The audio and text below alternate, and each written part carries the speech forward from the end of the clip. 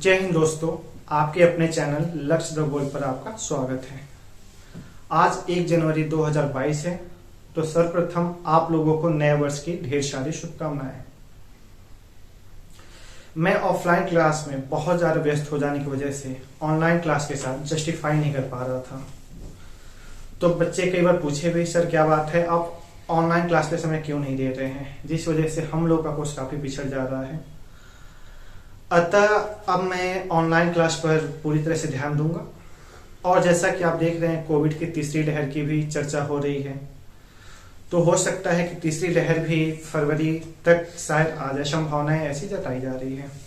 इस वजह से मैंने भी अपने हेल्थ को ध्यान में रखते हुए और आपके हेल्थ को ध्यान में रखते हुए मैंने सोचा क्यों ना ऑफलाइन क्लास को ऑनलाइन क्लास में कन्वर्ट कर दिया जाए, जिससे कि आप घर पे रहें, सुरक्षित रहें और आपको ये ना लगे कि कोविड की वजह से मेरा बहुत कुछ छूट गया।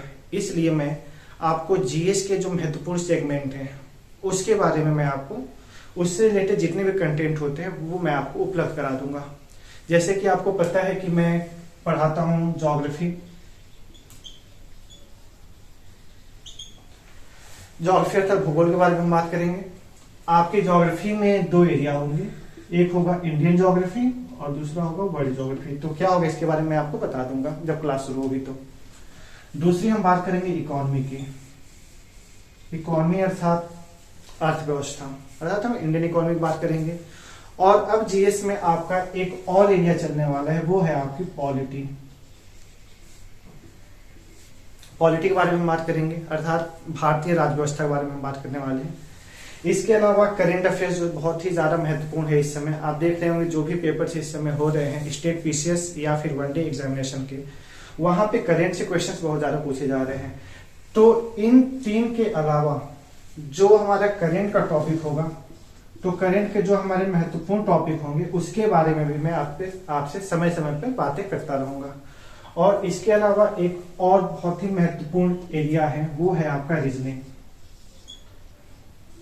तो हम रीजनिंग के बारे में बात करेंगे, क्योंकि आप देख रहे हैं स्टेट पीसीएस में एक सीसैट का पेपर होता है जहां पे रीजनिंग से बहुत अच्छे क्वेश्चंस पूछे जाते हैं।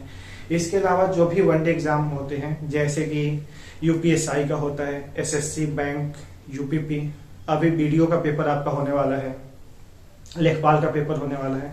तो यहाँ पे रीजनिंग एक बहुत ही महत्वपूर्ण भूमिका निभाती है। और अगर कोई वीडियो का एग्जाम देना चाहता है तो आपको, अगर आप सिलेबस देखेंगे तो आपको पता है कि वीडियो में सबसे ज्यादा रीजनिंग के क्वेश्चंस पूछे जाते हैं। तो रीजनिंग में भी अगर हम बात करेंगे तो रीजनिंग के किस एरिया के बारे में मैं सबसे ज्यादा बात करूंगा, वो रहेगा रीजनिंग का लॉजिकल पार्ट, जिसको कि लॉजिकल रीजनिंग के नाम से जाना जाता है। जैसे कि आपका होता है कथन निष्कर्ष, कथन और तर्क, कथन और कार्यवाही, इनके बारे में बात करेंगे। जिससे कि आपको जब कहा जाता है कि रीजनिंग का यदि लॉजिकल पार्ट आपका बेहतर है तो आप जीएस बहुत आसानी से पढ़ सकते हैं, तैयार हो सकता है। क्योंकि जो लॉजिकल पार्ट होता है पूरी तरह से समझने की बात होती है यहाँ पे, यानी कि आप जितनी ज्यादा माइंड को फोकस करेंगे यहाँ पे और माइंड से आप जितना ज्यादा यहाँ पे ध्यान देंगे, अर्थात आपकी लॉजिकल क्षमता जितनी तीव्र रहेगी उतनी तेजी से आप जीएस को भी ध्यान से पढ़ सकते हैं और आपको जीएस उतना बेहतर समझ में आता है। तो हम इसके बारे में बात करने वाले हैं।